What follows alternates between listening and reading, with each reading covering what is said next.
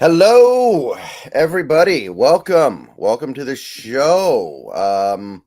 Life is better. Life is better now. The Seattle Seahawks 2-game winning streak, 2 divisional game winning streak. Better times are here. We just needed to be a little bit patient, but it came out. And things are looking a lot better. I'm feeling better. I think Brandon's feeling better about not only this current team, but the future. The future of this team next year, the year after. It's all starting to fall into place. But we got to dissect it a little bit more than that today. I am Brendan. That is Brandon. How you doing today? I'm doing great. Like you said, when you're riding high in first place, it's nothing but everything's wonderful. Sunshine, roses, the air smells better. Yeah. We are in first place, but that's a delicate thing, right? We're not in first place by 3 games. We're in first place by a tiebreaker. So hopefully they can keep it up. But we have seen something beyond what I think any of us expected over these last few games, particularly on the defensive side. So let's talk a little bit first about this Cardinals game before we pull into this Jets thing. Again, we don't really do post-game stuff on this show that much, but that's a game that I think warrants a little bit of a discussion because that was it's pretty clear what part of the team that we're really happy with right now and what part of the team that maybe we want to see a little bit of improvement from.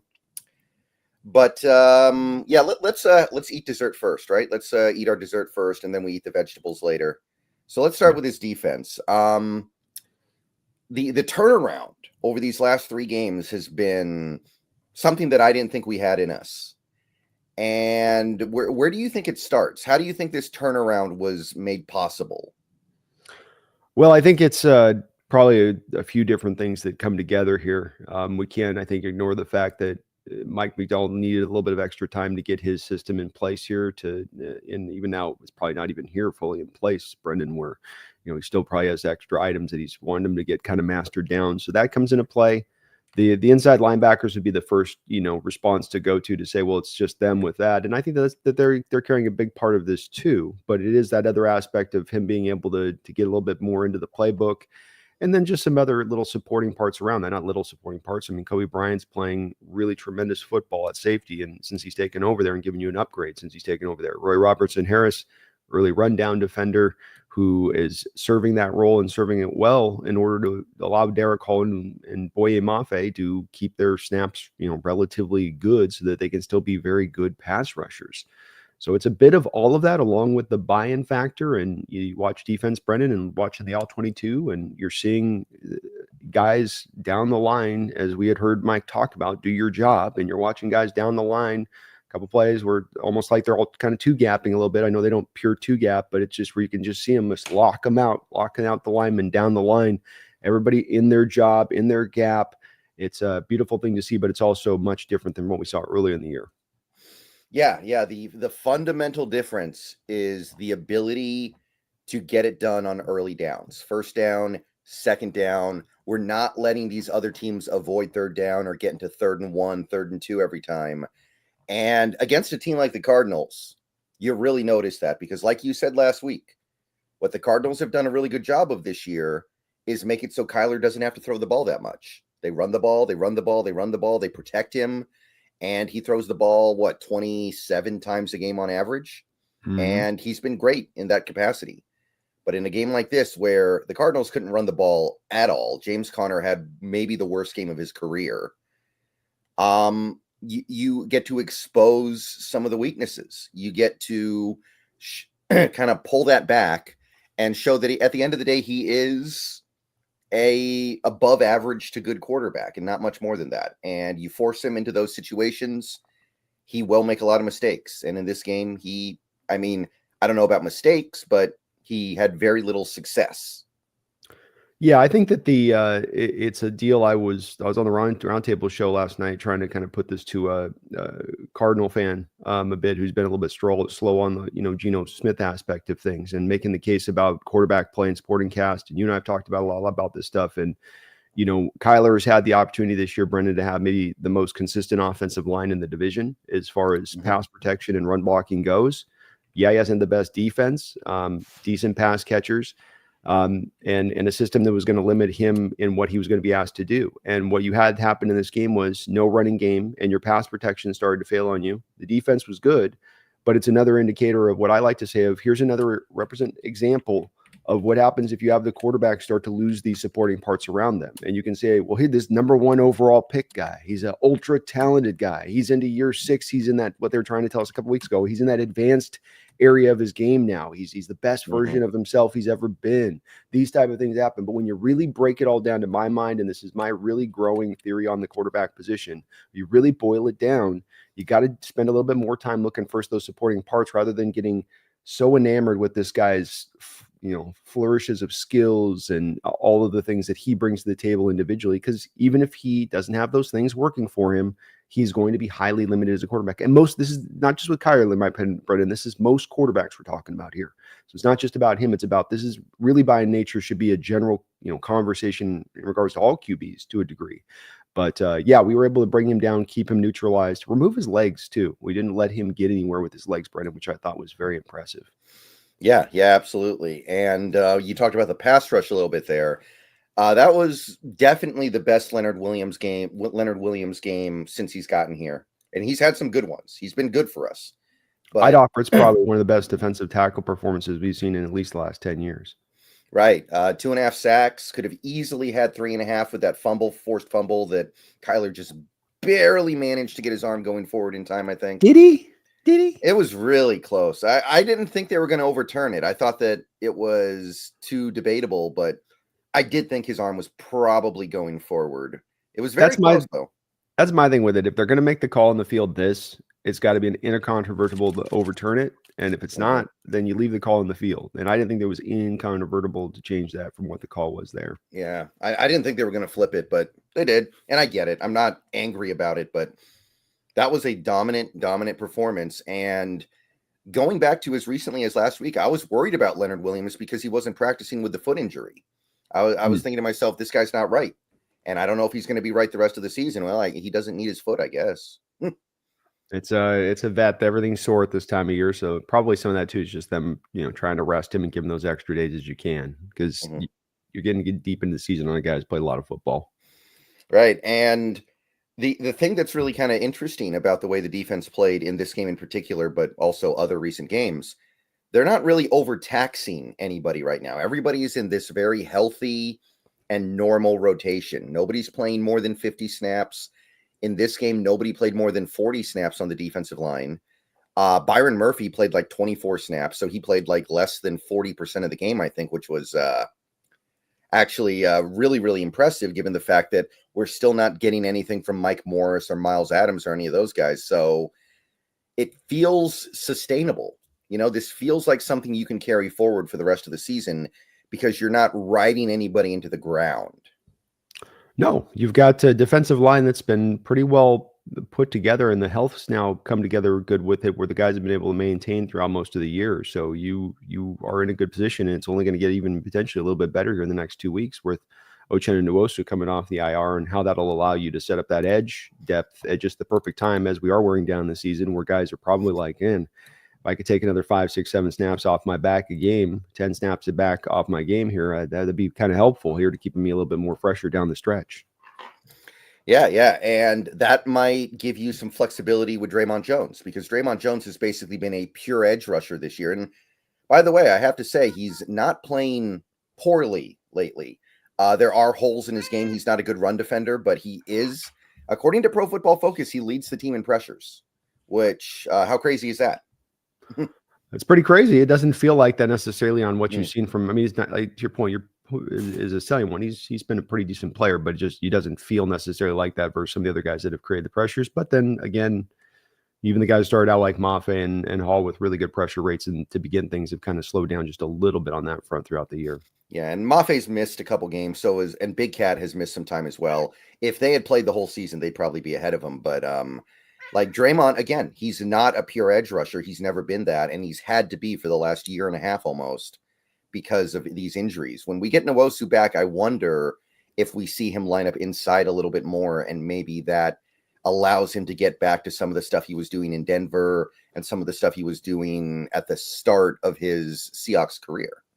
It's possible. I think that the tough part there is you're having a hard time getting even Byron Murphy snaps to the 3 tech, and Leonard's playing like a monster in there. There may not be enough snaps in there to be had on it, but it gives you the flexibility if you want to use it. Right. More front seven stuff. I mean, Tyrese Knight, I keep waiting for the other shoe because I know how raw he was coming out of college. I know how much that tape. I mean, I think we both looked at the tape on him at UTEP, and it was not great tape. So I think we were, I'm waiting for the other shoe to drop. It's not dropping. He continues to look good pretty much every week, and he continues to look like a guy that you can build with going beyond this season. And I don't know where this came from, but I'm liking what I see. Yeah, I think if he was going to give you some of the shoe drop, it would have been more of an immediate thing. And the fact that he stacked these performances so consistently back to training camp and preseason probably lets us know that it's pretty well legit at this point. And he is fit into the starting role effortlessly.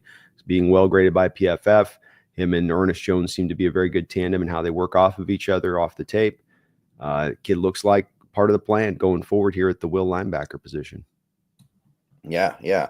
And little things like that are going to go a long way in accelerating this little retool.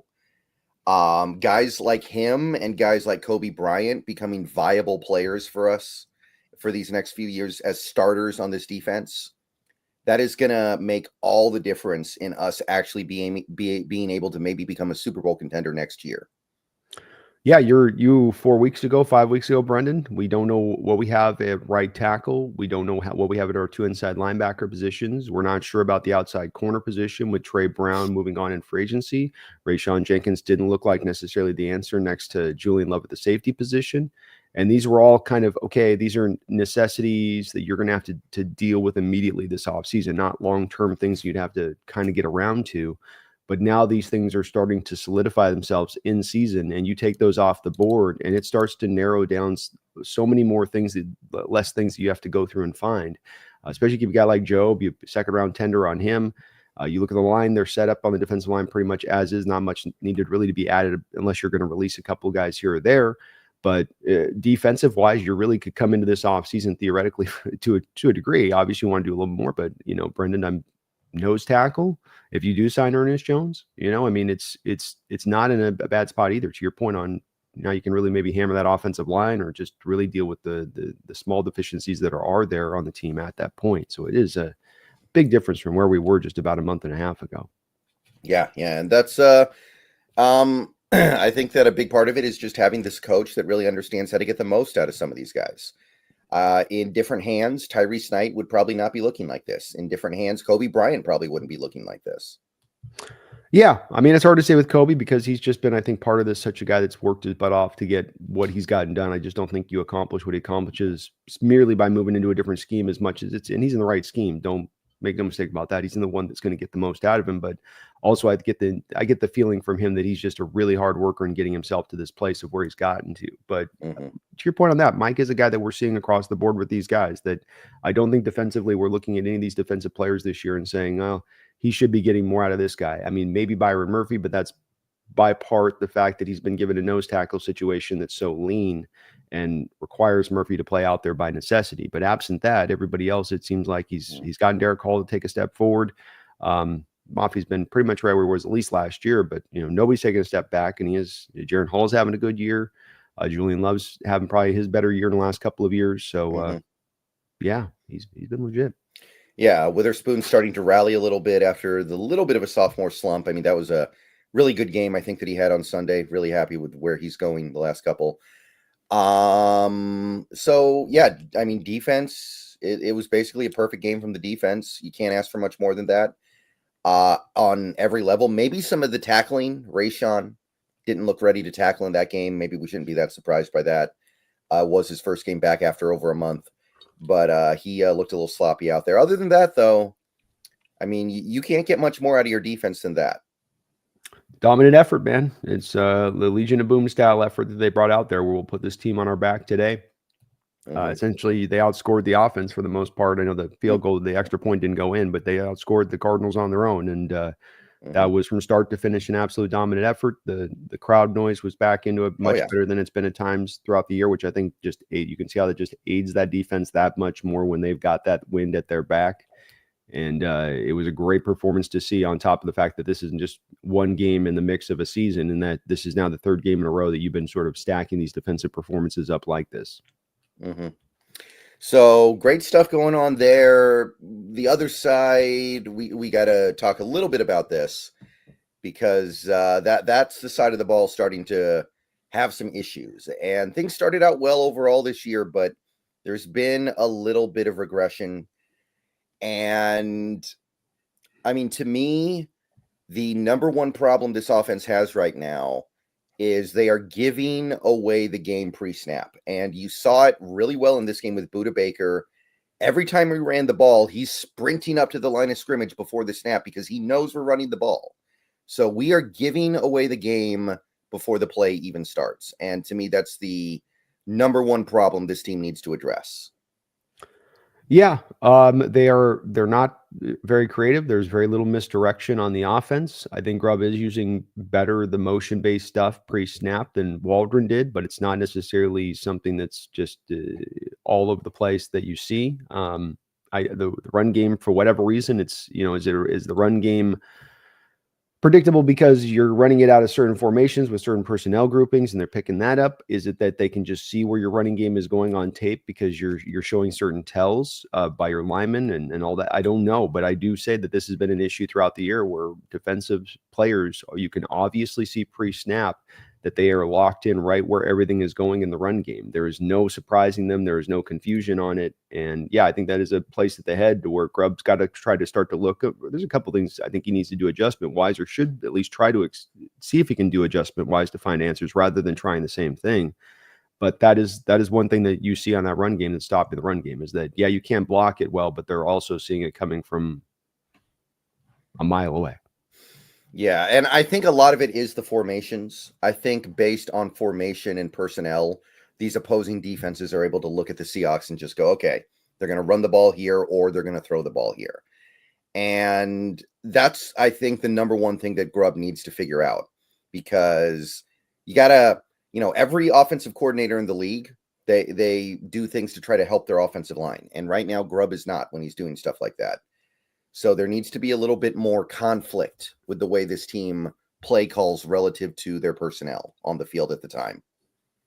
You think it'd be opening up a lot to misdirection here, Brennan, if they're going to be diving in on these run plays like this, where they have all gas, no brakes to go, like you saw Budda Baker do, and we've seen a couple of defenders do this year. You would think that you work off the play action, you work a flea flicker, which we know, of course, he's got in his attack to use the trick play element. You think that this would be some of the way that you would pivot as an adjustment then dealing with that, rather than just, oh, well, every time we run, they're just going to see where it's going and then drive in and hammer our running back in the backfield. Well, no. Okay. Well, there's got to be some stuff in your playbook that's got to counter off that. They're going to be that uber aggressive, right? Mm-hmm. Especially this playbook. That's what we saw at UW, everything going this way with the eye candy and then send you back over here, or you over here. And then they send you back over this way with where they're flowing the play. And I know pass protection holds you back a little bit on this stuff, but it can't be the end all be all on this one as to why it's being held back. Yeah, and that's holding the running game back just as much as the poor play of the offensive line. Like, everyone talks about the offensive line, rightfully so, because it's bad. But the fact that the defense kind of knows what's coming pre-snap is just as big a drag, I think. Yeah. So if that can get figured out, some of those really, really ugly offensive line reps are going to start to go away just by virtue of the fact that the opposing defense won't know what to do yet. Until after the ball snapped. Yeah, agreed. Yeah, I think it's a major part to it. So can't run the ball. There were a lot of plays in this game where the Seahawks left points on the board. I think there were like 2 instances where we had the ball in field goal range on third down, and then we get sacked, and then we have to punt it.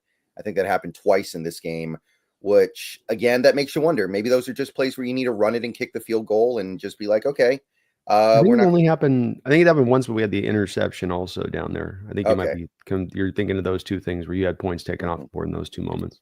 Right. That might have been it. There was maybe another situation where we had the ball at like the 40 and we pick up a few yards. We could have kicked it, but we got sacked. A lot of sacks on third down, a lot of that going around, which again, to me, it's just all about that interior. I thought Laken Tomlinson had one of his worst games of the year, and that's really saying something. Yeah. No, I know it wasn't good. Haynes, I thought was serviceable. I didn't notice anything super offensive from him, I guess.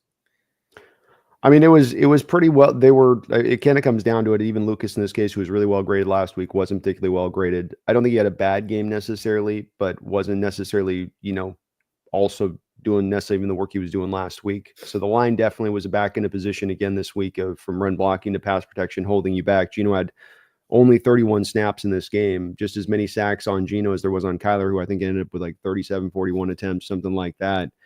Which is not significant more, but it just again shows you at how an efficient rate. Now, there were some really good, I think there were some of the better pockets we've seen this year at times in this game for Geno, where he'd have all day back there to survey and look through, but then there would be countered with the quick pressure stuff on other plays. It was never, consistently in there and holding it. So, yeah, it's the line, kind of does remain in the place it's been. You'd like to see it getting better. In Laken's case, it's like, man, he's been slowly kind of getting a little bit by a little bit better, and just get to that league average spot and then gives you another one of those real bottom basement kind of games where buddy, come on, we need you here, man, Yeah. I think it just is what it is with him. He's old, his body's breaking down, and hopefully he can kind of keep it together just enough for the last several games this season, but he's not going to be here next year, so I don't feel the need to build my little ball of hate on that guy at this point. There's no way he's here next year. No, it's fine for what it is on it.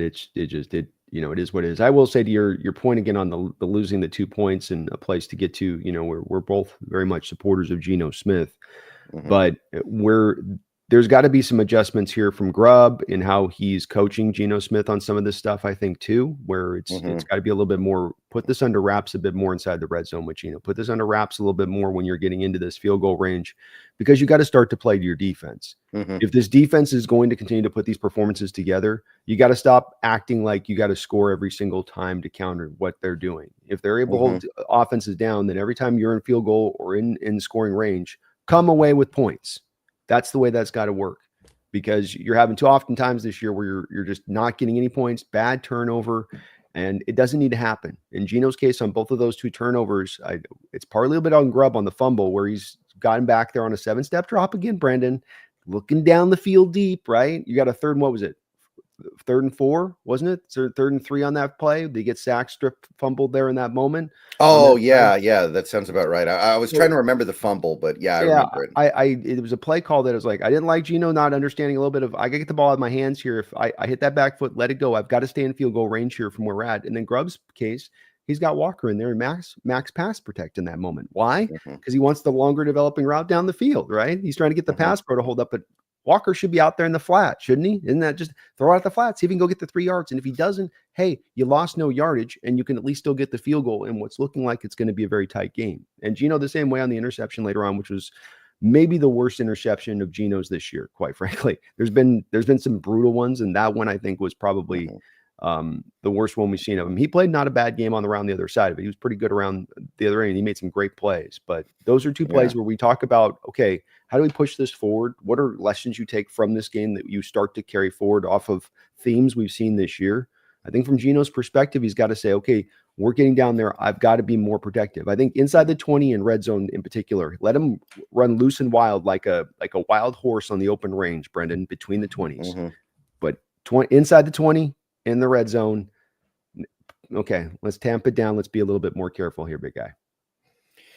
Yeah, I agree with that. That was a tough one. He was late, right? Because Lockett was open, and then he threw it after he was no longer open. He had it, and then he waited too long. To me, you don't throw it. I mean, and if it's the wait late thing, that could be a little bit of it that he saw it a little bit late. But what it really needs to be is what it really needs to be is you go take the 3 or 4 yards if you can't get the first down scrambling, because the door was open right there for him to take the yard scramble wise. You get a closer field goal in that game. You go get the field goal. That's 10 points. As a quarterback, you're managing the game. You're managing what's going on and through like a coach would. And a coach in that moment, if they're quarterbacking like Geno is, they're taking the 3 yards if that's all I get. Or I think Geno gets the first down if he runs, quite frankly. And I think he knew it. But let's just say it is only the 3 yards, Brendan. Like he looked at it and he saw in that moment, and Geno said, if I go and run this, I'm only going to get the 3. I'm going to just try to, get the touchdown instead. No, get the 10 points in a close game with your defense playing great. That's game over at that point. Done. Cardinals aren't going to be able to do anything else about it. Yeah, he probably doesn't want to run because he's old. He probably just doesn't. It doesn't come naturally to him anymore, and it's got to start coming because the way this offensive line's playing, we just need those extra 20 yards a game. He's got to do it. I know, like you said, I know he doesn't want to do it. He's older. He doesn't want to get injured. All that stuff. But this is where offensively, you got to look at yourself, like I said, and take stock of where you are, where the defense is.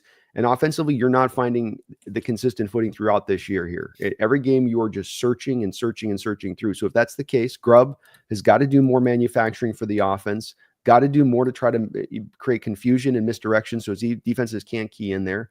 Geno has got to find a way to take points where they do exist because points are going to be sometimes hard to come by the nature of where you're going offensively at times this year. And use your legs. This is also a part of all this is use all of the options available to you to make this offense more successful. If you were able to be successful just kind of in the pocket of dropping back and slinging it all over the field, that would have been great. But you don't have the line to do that. And we've learned this pretty succinctly, I think, here as we are into week 12, 13 here. Yeah. Like you said, if the defense was still terrible, I wouldn't care about that interception because he's got to try to score the touchdown in that spot because you need to score every point you can. But that's not happening anymore. This defense is playing over the last 3 games. They've been probably top 3 in the league or very close to it, if not. And you can ride that a little bit. You can ride that as a quarterback. And Geno has not had the benefit of being able to ride much of anything so far in his Seahawks career. He's been the guy that people ride, but things are changing. And looking over these last 6 games, for the most part, I don't think that's going to change. I think this defense is going to continue to play at a really high level. Yeah, I agree too. I would anticipate until they show you differently, in my opinion. So I would lean on that as an offense into acting with that kind of understanding of things. Still try to be explosive and all that, but Grubb, less of the 7-step drops, less of having Geno looking down the field for 4, 5, 6, 7 seconds because you're not just giving him a quick option to get the ball in a playmaker's hand. Let him go work. So beyond that, some of the bright spots from this game would be, of course, JSN. I love those tunnel screens, by the way. Those tunnel screens get me excited. Those are some of my favorite plays. Yeah, this is the stuff we've talked on the show, I think, endlessly week after week about the tunnel screens because it's one of those things that's right out of this is a root from the tree of what we're talking about, where there's a variety of things an offensive coordinator and a quarterback can do working together to just try to sort of manufacture some offense. It does require him to kind of box himself in a little bit at times, and they don't do it 24/7, but just a more hearty, let's lock into just some more of this sort of simulated sort of stuff like those bubble screens are because they're working really well for us. And it was great. Best play off that off that tunnel screen this year so far on that Jackson Smith catch and run. Metcalf, good game for him overall. The 3rd and 8 play on the last drive. I mean, if Mahomes made that play, by the way, they'd still be talking about it on SportsCenter. That was actually a play that's going to get a little overlooked in this game. That was crazy, both escaping the pressure and hitting that throw in triple coverage. That was something else. And I was really happy that Geno got to redeem himself a little bit after the interception. I didn't want that to be the last thing he did in that game. So that was great.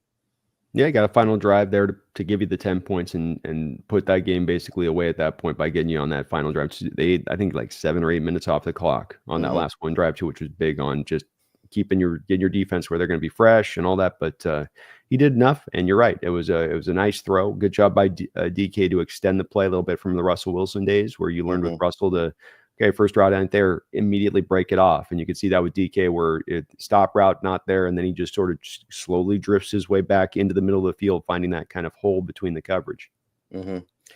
I think that's really about it. Dixon, probably his best game of the year. Dixon was phenomenal.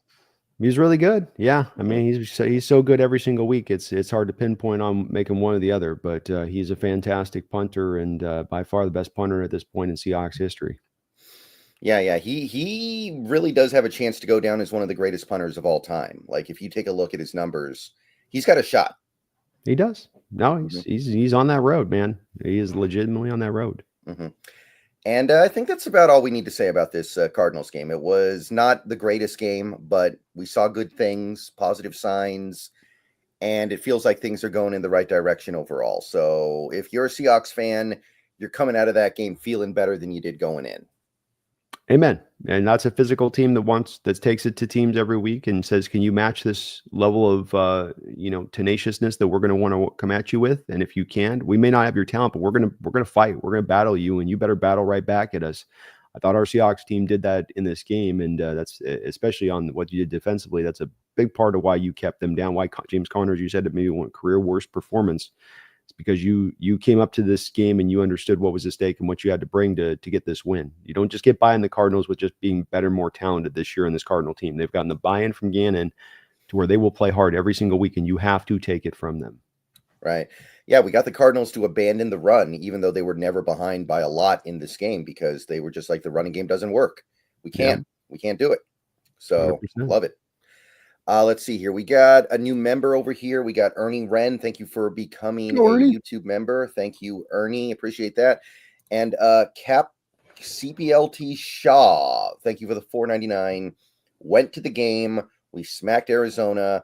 Loved it. K9, big game coming. Geno wins against former team. Go Hawks. Someone tell Lake and Tomlinson to stop getting flags, please. 3-0. Well, the flags in this game were the illegal formations on Lucas, where he was, I think, lined up in the backfield or something. Yeah, they probably did that new rule that they've, if you have your butt lean back to the butt's got to be encompassing with the guard's butt or something. I forget the rule. They called it like the first game of the year in the Ravens game, and then they've just sort of stopped, but maybe it was that. Yeah. I mean, it's really starting to get annoying how arbitrary these different refereeing crews will call things. Like, have you seen them call the hip drop tackle once this year in any game? No, I haven't. No. And I'm not against it because I'm not a big fan of the hip drop penalty, but you feel like they're going to whip it out at a really important time at some point in like the postseason. You're going to be like, oh yeah, I forgot about that. And that's the problem. Great. That's the problem with over legislating this game and putting too much penalties into this stuff, to your point, because you can get to a spot where stuff doesn't get called, but there's a penalty. It's in the penalty book, though. It's in the book. They can go to it any time. It's in the book. And it's like, well, yeah, but it should never have been created in the first place. It was a ridiculous tackle. It was a ridiculous rule. Yeah, and it seems like I will say this so far, and this could change. The NFL referees have just decided, you know what? It is ridiculous. We're not gonna take it seriously. We're just not gonna call it. Yeah, and good for them if that is the way that they've gone. But like you say, don't let this come up like, we're at the final drive of a Super Bowl and, it's 3rd and 7 and it's incomplete or it's complete and they stop the guy short of 3 downs and it's the Kansas City Chiefs. And then here comes the hip drop tackle flag for the first time in 13 weeks, Yeah. And the NFL fandom collectively rolls their eyes. Yeah, you can feel it coming too. You can feel it coming. Yeah, well, they've done it with defensive holding, man. I mean, that's one of those calls that we've seen in back-to-back Super Bowls that was the game-changing play for the Chiefs-Eagles game, where you didn't call defensive holding in the secondary throughout the whole game. Final drive by the Chiefs in that game against the Eagles, you call it. You got the Rams and the Bengals a couple of years ago, and final drive of the game, you've not called defensive holding all game. Why? Because in the playoffs, they don't tend to call that stuff. But you wait till a real precipitous moment to bring out the flag, because they've just been stopped, and it extends the drive in a major way on a game, the game-changing drive of the game. And, I hate that stuff. It's just like, let them play. As for K9, who I didn't really mention him when we were talking about this game. Do you feel like there are still moments where he's trying to go 1-on-11 and just try to be Superman like he's back at Michigan State? I think there's a little bit of that going on here. I think that there are times where, and this has come back to his rookie year, that the team talked to him about this on the dancing front, where I think that Walker is an insanely talented running back, and there's not any move in the book he can't bring. Stop and start, jump cut, quickness, speed, all that's there that he has in his bag, Brendan. But I do think that there's a part of me that tends to think with K9 that, if we were to give him the vision, like that, Madden score for him, I think his vision score would be not bad, but it would be a little low. Mm-hmm. I don't think he's a pure guy that's a real read it guy out there in the flow of things. And to your point, I think there are times where he just doesn't get right up in the hole. And I've seen a few all 22 shots, Brendan, where I'm looking at him going, why didn't you just take that hole up the middle there? Why didn't you take that 5-6 yards right there? You took this and bounced it outside. You don't want to stop him from doing that, but is he doing it too much? I think would be the question at play. And I think is my answer to that would be, yeah, a little bit. Especially when I see him at times turning down those holes that are legitimately there, and he's trying to just do a little bit too much extra. Right. I mean, don't get me wrong. The big picture is still it's really criminal that we're probably not going to get 1,000 rushing yards out of this guy with the way he's playing.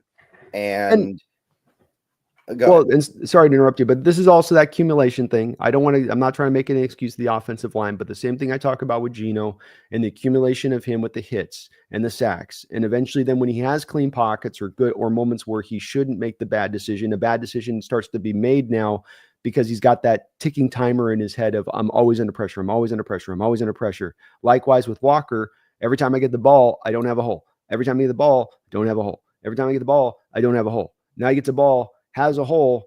He doesn't think he's got a hole and he bounces it outside like that. So this is where we come back to get the offensive line right, have them start to create more holes, have them start to pass protect more consistently. And you create good habits with these players rather than the bad habits that get created out of the necessity of trying to do something when all hell's breaking loose.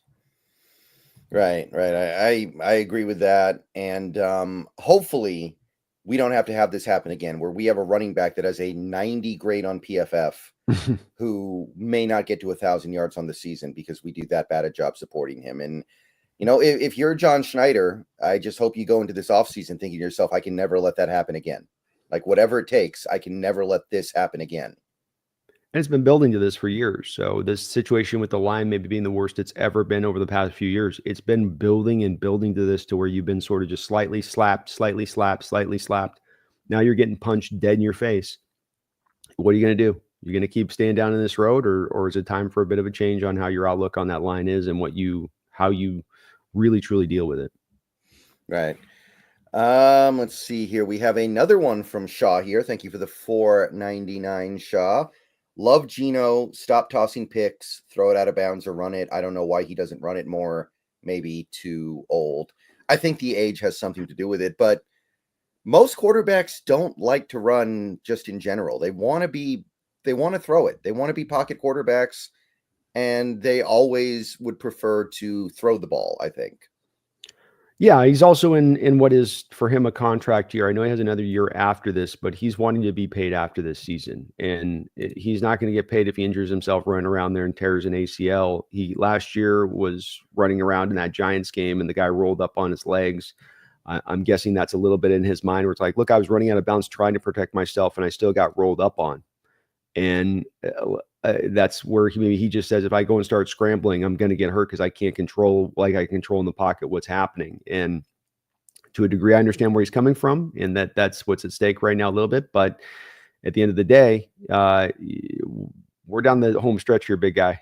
We're in first place. You don't have to do it for a full season, but you need to do it for the back third.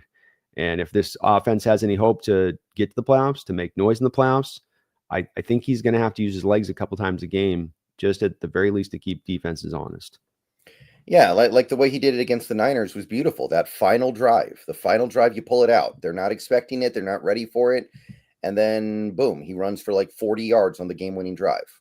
Yeah, I think he doesn't have to do it a lot, but you just have to pick some moments in these games where you do utilize it because the teams are pass rushing out of control against the Seattle Seahawks. And what I mean by that is it's the opposite, Brendan, of the mush rush against the mobile quarterback. It is the guys flying wide off the edge. It's guys flying wildly out of their gap lanes as the pass rushers from the inside the defensive tackle positions. And you're seeing it over and over again where they're going almost past Geno Smith to where all he's got to do is climb the ladder and then go take the 5, 6, 7 yards in front of him. This is in conjunction with the defense on the back end, dropping a lot of depth with their zones at times where they'll drop the depth with zones, pass rushers out of their lanes. Bam, there's that easy 5, 6, 7 yards right there for you. Exactly the scenario that he got intercepted on, where guys are all dropping to their depth, pass rushers going wildly out of their lanes. You've got the first down for 7 yards on third down. It's there for you to get. And yet you're no, I don't want to do it. I don't want to do it. Like, yeah, you got to do it, buddy. Mm-hmm. Yeah, but yeah, I think that's more of a universal quarterback thing. Quarterbacks don't want to run unless they absolutely have to. Like even Russell Wilson, who is one of the greatest running quarterbacks of all time. I don't think he wanted to run as much as he did. I think he did because he mostly had to. And when he had any available option to him to be able to throw the ball, he would take it. Yeah, especially as you got older. Back to the older point, you're a younger cat, you're probably willing to run around a little bit more, but as you get older, you understand how much it hurts, and it hurts a lot more to run around. And so you are going to do it. But I saw this with Russell too at times where you start to turn down plays that are there for you to take, and it's just you can't let yourself leave your mentality of using your legs on this. If you got legs to use, especially in Geno's case, Russell's case, they had legs to use. You use that element of your game. It is a huge thing to be able to bring to bear, and it's something where again it's an easy peasy scramble for you if you've got no quarterback spy on you, which a little bit older Russell and Geno, where he's out there, not going to have quarterback spies on him. Yeah. Maybe next year you can be a pure pocket quarterback, Geno. Maybe next year, but this year, no. Yeah, need a little bit more this year by using your legs. Holiest hand grenade, new holiest hand grenade. Previously we had old and inferior holiest hand grenade. Now we have the new and improved holiest hand grenade. Well, he got the YouTube's cracking down, I think, on his username. So because his username had he had to change grenade spelling, I think, because I think they shut down his other account for that, which is silly. But yeah, I mean, isn't grenade like the name of a Bruno Mars song? Like, come on, did you take down that video? No. Billion views. Thank you for the $2. Rumors are we might go after Trevor Lawrence. This should be pretty easy to address, I think. Yeah, I obviously if they were able to go do it, that's one thing. I don't know.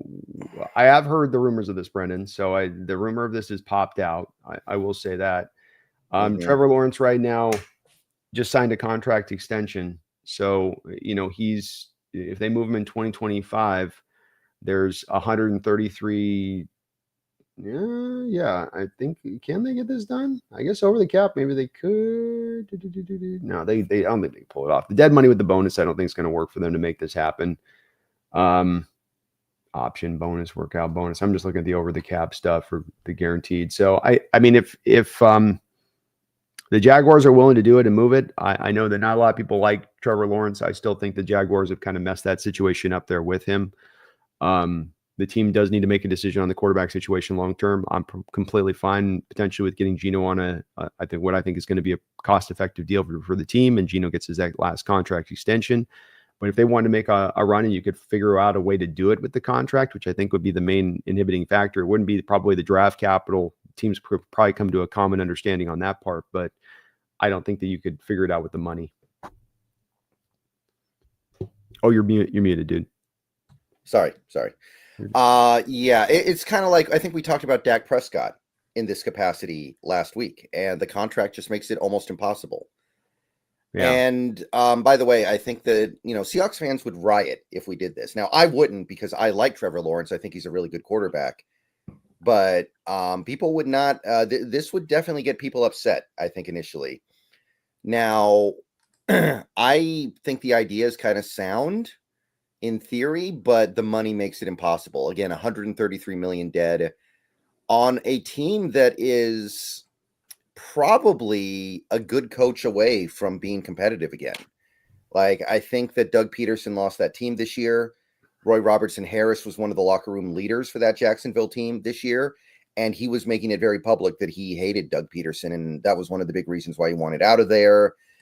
To me, if they can be the team that gets Ben Johnson this offseason, which I think there's a good chance of that, I think Ben Johnson could get Trevor Lawrence back on his career arc the way we were thinking it was going to go. I can see that certainly be the way it goes with it. So I think that I know you're right. There's a view on Trevor Lawrence of that. He's at this bust place.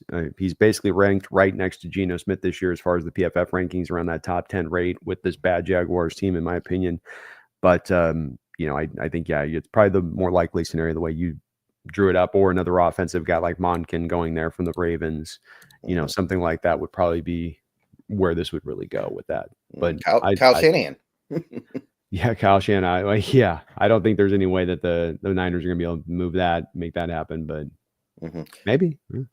Well, no, I'm saying if the Niners are actually going to fire Oh, him. yeah, if they fire him. Yeah, that's also nice. That might be the place he goes, you know? Mhm. Yeah, who would be Kyle's what would be the pick of the litter in the NFL? Would that be the pick of the litter of jobs? Because Kyle's gonna basically pick the I guess best if you landing like spot. Shadur, you go to the Raiders, right? If you like Shadur, you Oh, go to the Raiders. you can't do Raiders not with Harris and his light purse strings. I don't think you could pull that there.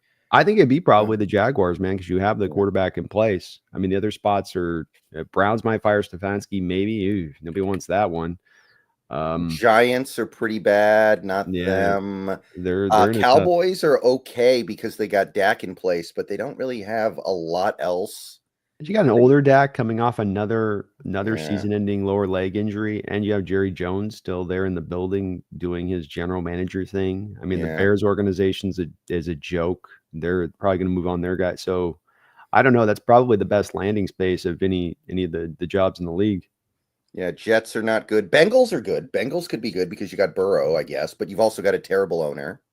Are they going to fire their coach though? Too. I would think so. If they don't, that's kind of weird to me. I mean, Well, remember how many years they kept Captain Fantastic there, Marvin Lewis. yeah, I but mean, Marvin Lewis got that team into the playoffs a lot.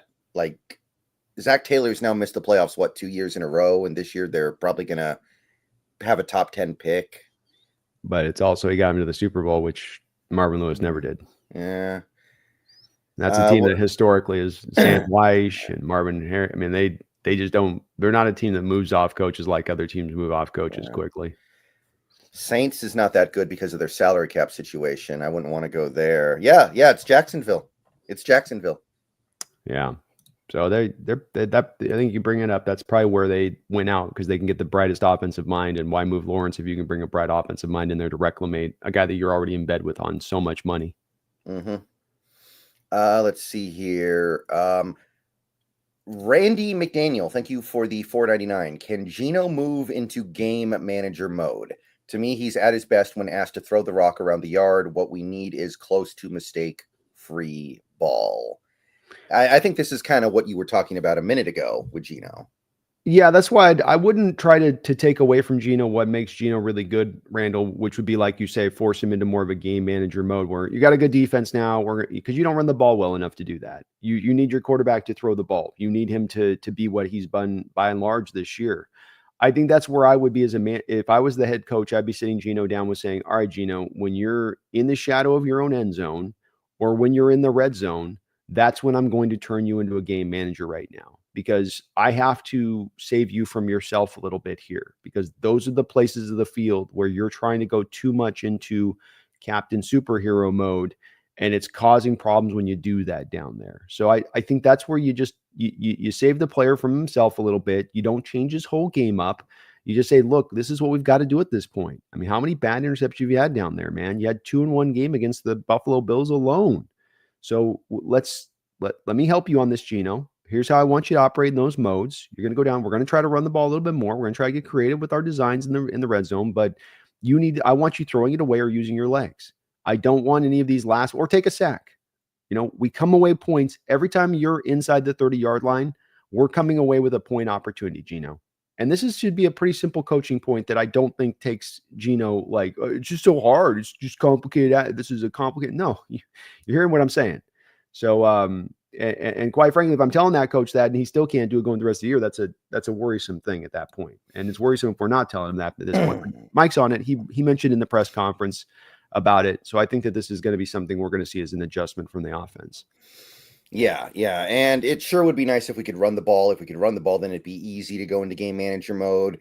You could treat Geno the same way the Cardinals treat Kyler Murray, right? You could basically do the same basic structure. But unfortunately, we don't have that. But there are some adjustments that you can make. And with the way this defense is playing, that's really all you need. You can win games without him having to be Superman all the time. And that's something that I want to ride until we can't ride it anymore. So he can do it, I think. We haven't seen him do it yet because he hasn't had the opportunity to do it until now because of the way the team has played. So it's going to be interesting to see if that can come together over these last 6 games here. Yep. It will be. It's something to track and monitor with Geno to see if this is something to be cleaned up, because it is an important thing. And there are some people out there that are not as much pro Geno that will tell me and you that this is a bit of his fatal flaw, that he can't clean that part of his game up. That's what you get part and parcel with Geno as a player, from the good and the bad. I don't know that I agree with that, but something to kind of watch through the last few weeks of the season to see where that finishes up at. I mean, the thing is, Geno actually has a lower than average rate of turnover worthy plays this season. He's actually been relatively clean. He has had a lot of bad luck with throws that have not been turnover worthy, that have ended in turnovers. A lot of, like the first interception against the Rams, where JSN has the catch, bobbles it, and it goes right to the Rams player. He's had that quite a bit. The bad interceptions have been kind of recent development.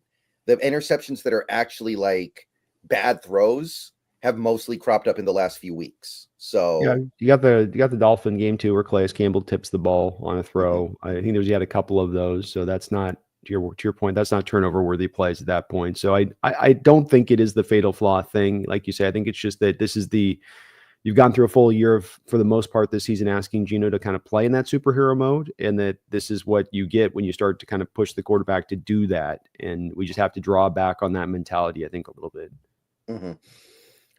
Thank you, Randy. Appreciate you, Randy. One sec here. Give me 1 sec here, Brandon. All right. No problem. Not a problem here.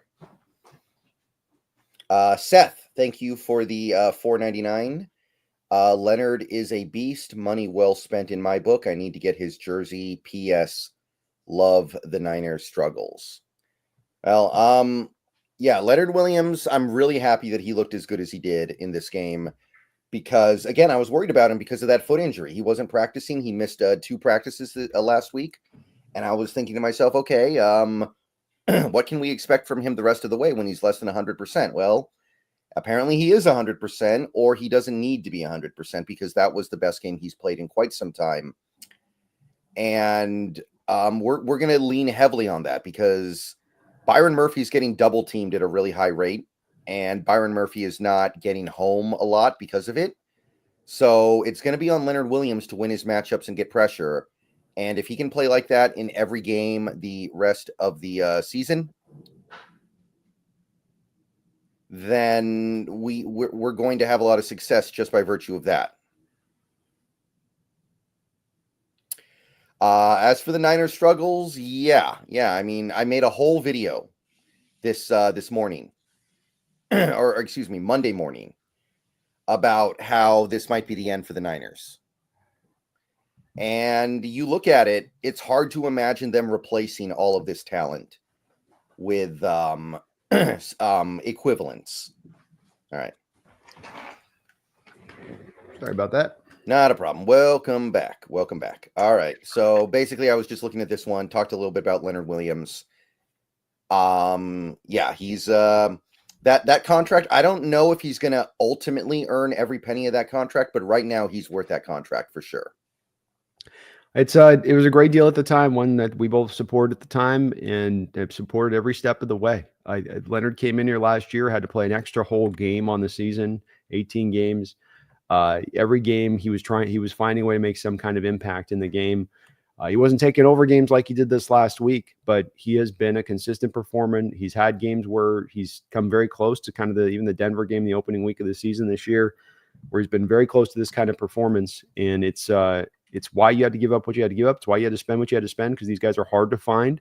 And he's making them look good. I will say, too, about the longevity aspect of it, is that these defensive tackles that can tend to last in this league and that can go beyond their 30s and continue to perform really well are those guys that are the bigger, freakish guys. Your Calais Campbell guy that's playing at 40 is playing partially because he's 6'7" with gargantuan long arms that, never was really about his quickness or his twitch necessarily what he did. Now that's a little bit with Big Cat and his movement, but I think this guy's going to age very well as a player too. Yeah. This game from Leonard Williams, little clowny 2019 against Niners memories, a little bit. Yeah, absolutely. Yeah. Might be the most dominant individual defensive game performance for a Seahawks player since Clowney in the Niners game. I think there's a good argument to be made. I don't know who we would go to instead of that. So I can't have another performance that supersedes it. Right. And yeah, the Niners struggles. I made a half-hour-long video on Monday morning about how it looks like the Niners window has closed. And you go down that roster, it's really hard to imagine them replacing all of these aging and in some cases already aged players with anything close to an equivalent in the next year or two. Yeah, my guy Jesse out there, Last Second Sports, Niner content creators, thinking like 2027 is going to be the next time that they're going to have to wait to get to be back to being competitive. They've got a lot of bad money on the books and older players in the books, and it's just getting started, that process for them this offseason, where they have not been managing it well as it is. And so they've got some acrobatics to do if they're going to turn this around by next year and get back to being a contender again. Mm-hmm. Yeah, but I mean, at this point, I think it's probably justified because you go up and down that roster. Trent Williams might retire this offseason and collect a ton of guaranteed money. A guy like a Kyle Juszczyk, who's been the best fullback in the league for a while now, and maybe the only truly impactful fullback in the sport. He's pretty much at the end. Debo looks washed up. McCaffrey doesn't look the same. You go down the list, it's like, how are they going to get out of this one? Well, and they're currently at $16.5 million of dead money for next year's cap right now. That's with Eric Armstead, Cameron Latou, Danny Gray, Jaron Kingston. That's before they get to any of the other cuts that they want to potentially make. I think you're right about. There's no way I think you can keep Debo after this year. You're going to lose Jadarius Ward probably after this season. There's going to be some pain here as well. It's guys that can't get out of it. Like Hargrave. You bare minimum the deal on that through the first 2 years is the base salary. So you can't afford to just release him right now because there's no savings to be had, because you, like they've done on all their contracts, you base minimum everything down the line as far as you can. You drop everything else into the bonus money for a couple of year period on these big deals. You do that over and over and over again on these big contracts you sign. And then you're going to make the pain hurt that much more when you get a couple of years down the line, the window's closed, where we're at right now, basically. And so it's inevitable kind of to a Super Bowl run, but especially when you drive it out this far. They could have made a decision at the start of the year, Brendan, to say, okay, let's start to pivot this down a little bit. Yes, let's still be competitive this year, but we're coming off a Super Bowl losing season. There's usually a Super Bowl hangover.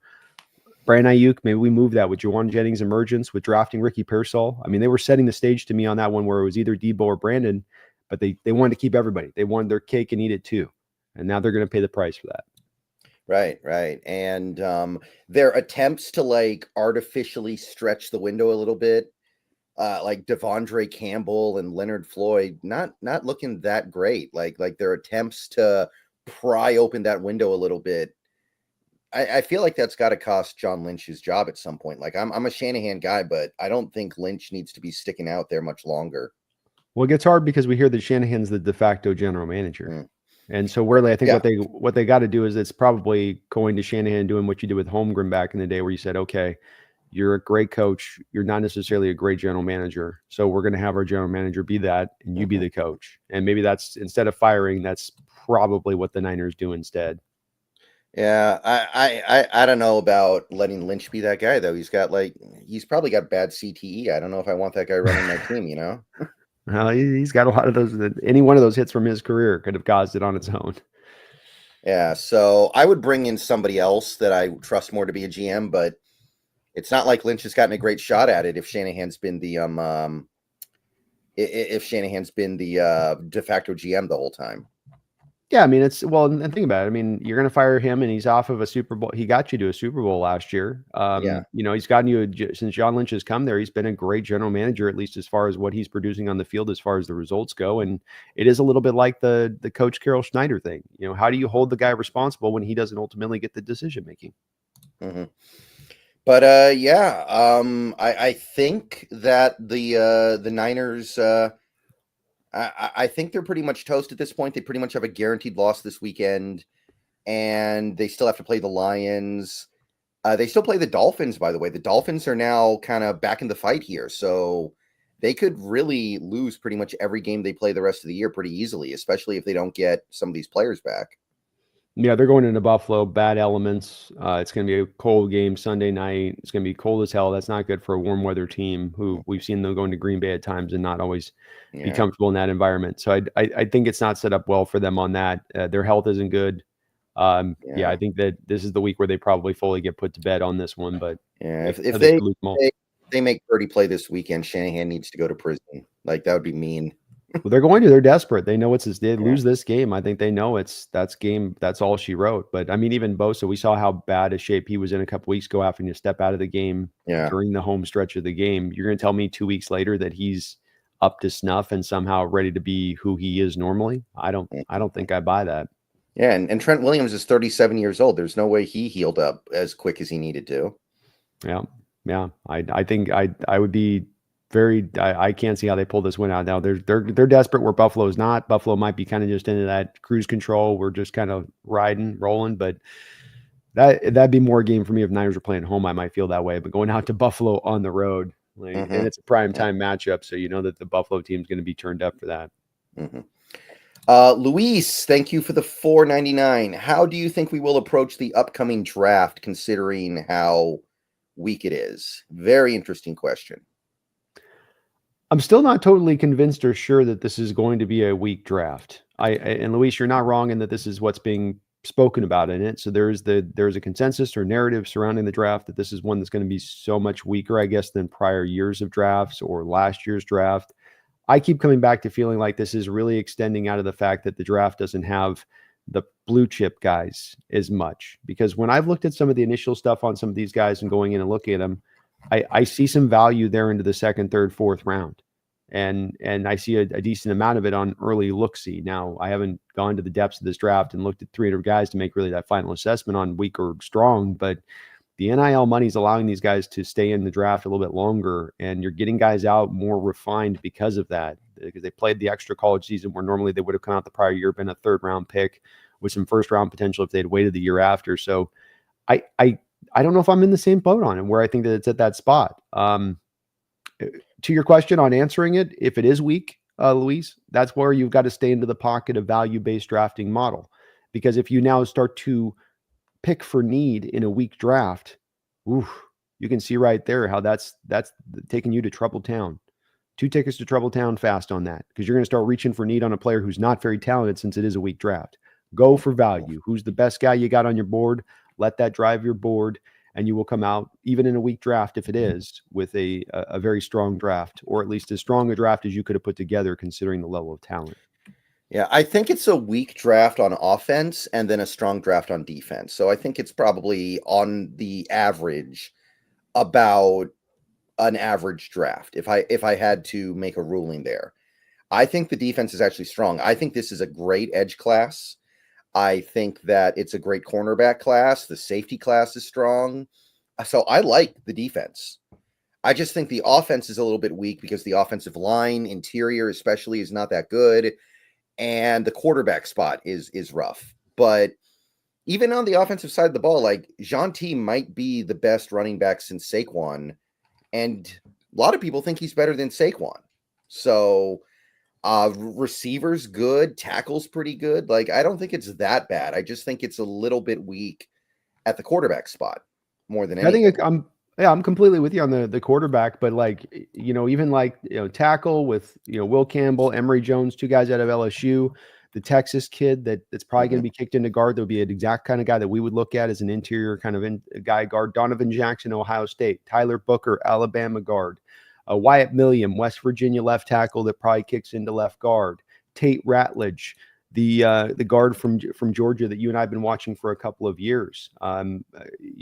Bryce Foster, Texas A&M. Parker Brailsford, 2 centers. Jaden Roberts, Alabama, another I believe upside right guard. Luke Condra, Cincinnati.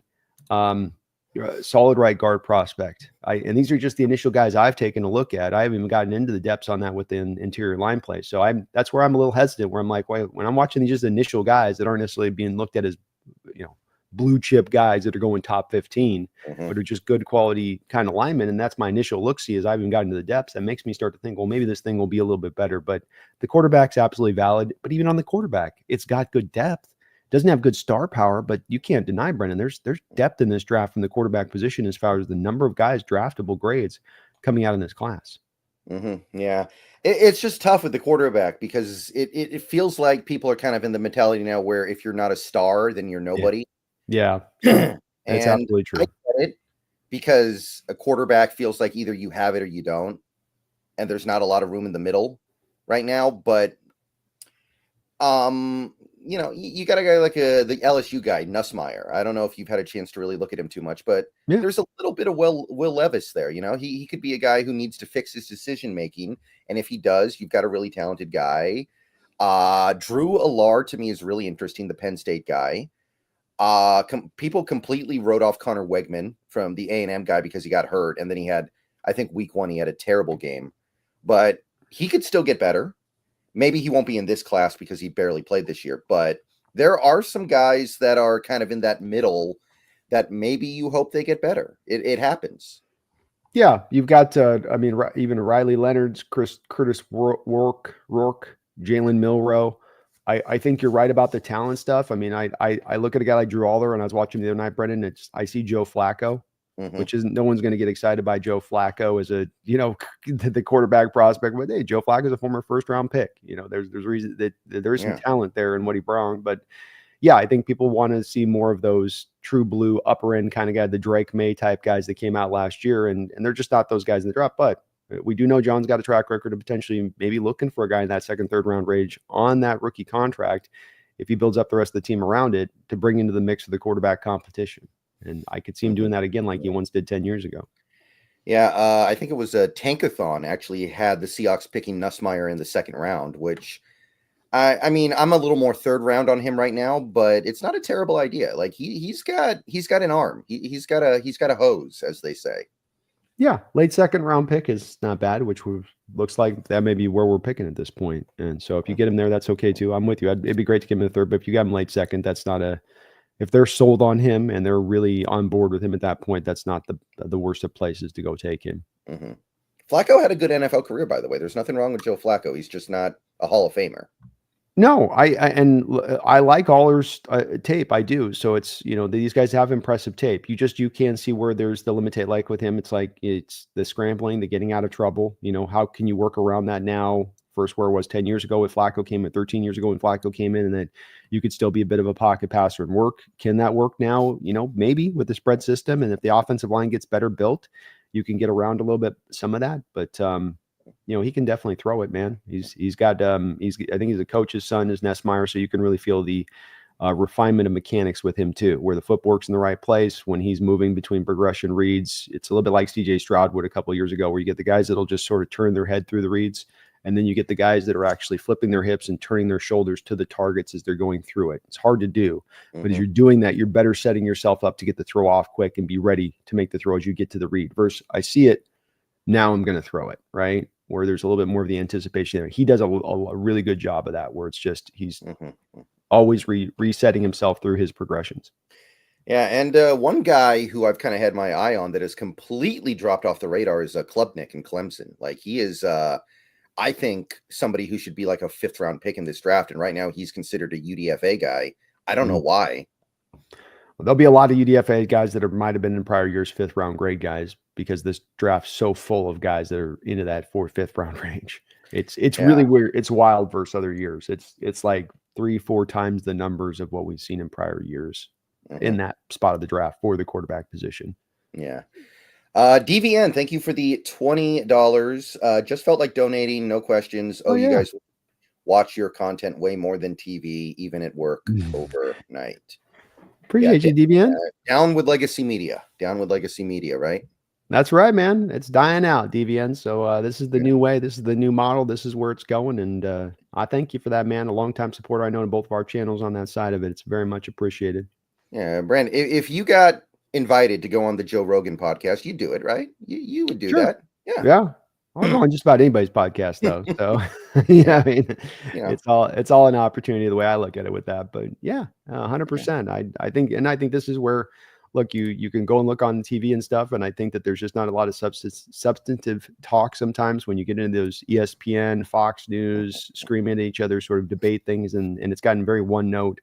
I think cable television with covering sports and how they cover it, and it's boring at that. But we're trying to seek to get a little bit better on that and improve where they're at with it, and hopefully it's coming off that way. DBN. Yeah. I mean, if you had the choice between going on Joe Rogan or going on ESPN, I think the choice is pretty obvious if you want exposure.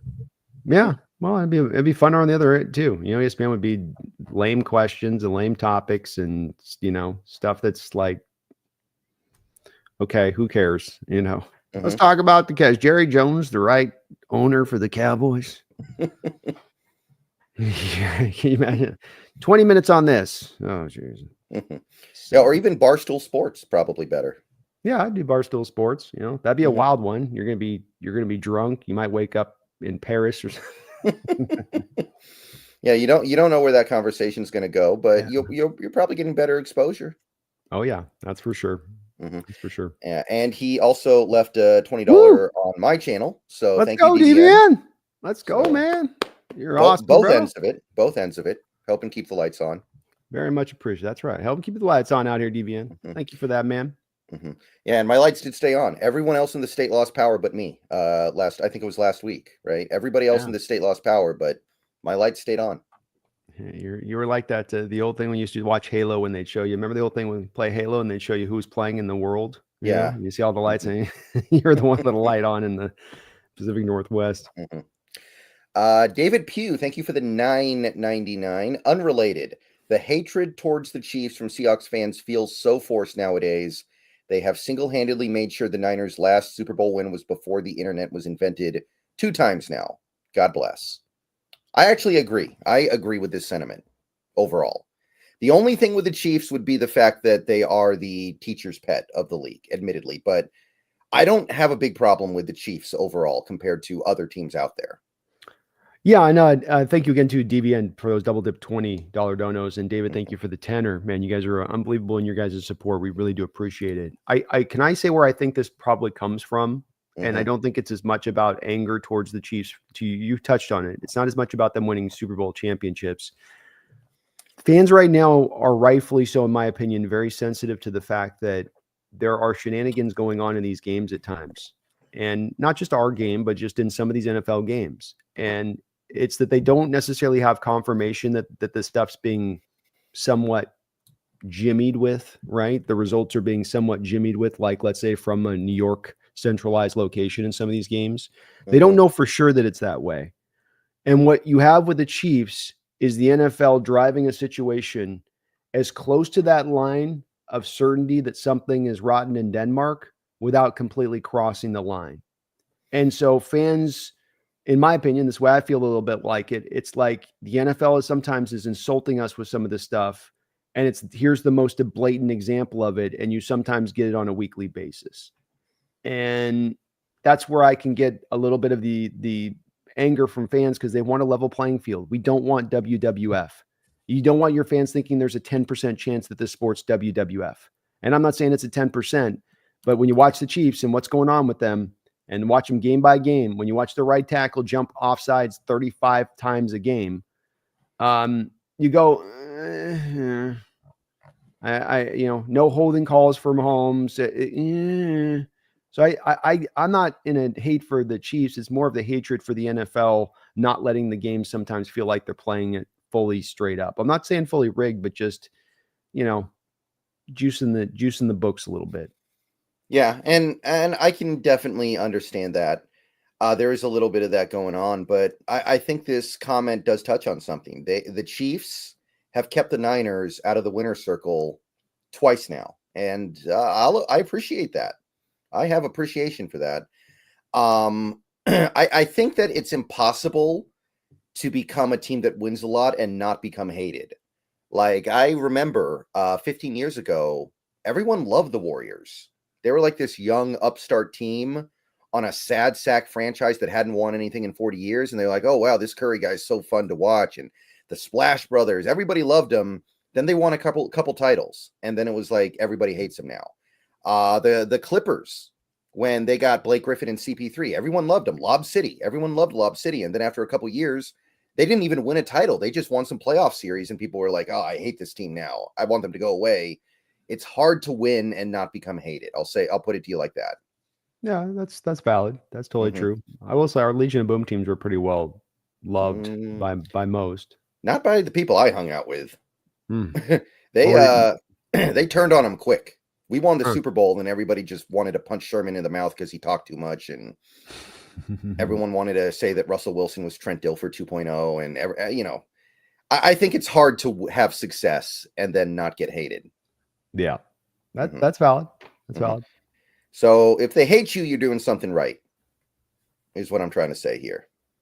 Mhm. Probably, or the NFL's helping you win games. One of the two. Yeah, that too. That doesn't help. I mean, I hated the Patriots. I'll say that. Even before they beat us in the Super Bowl, I couldn't stand that team. I was sick of that team. Yeah, but that's also a team that did its share of stuff to make the average fan not like them. I mean, they openly cheated at how many turns? Hmm. I mean like your hand got and that was you're already great and you're cheating on top of being great.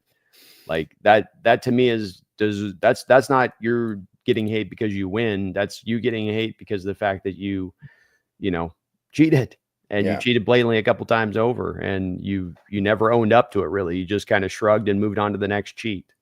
Hmm. Yeah, and maybe for the old heads, people remember when the Chiefs and Seahawks were division rivals, but a lot of these kids, they don't remember that. They weren't even alive when that was the case. So I've I don't always think wondered if that played a factor, but I don't know if it does.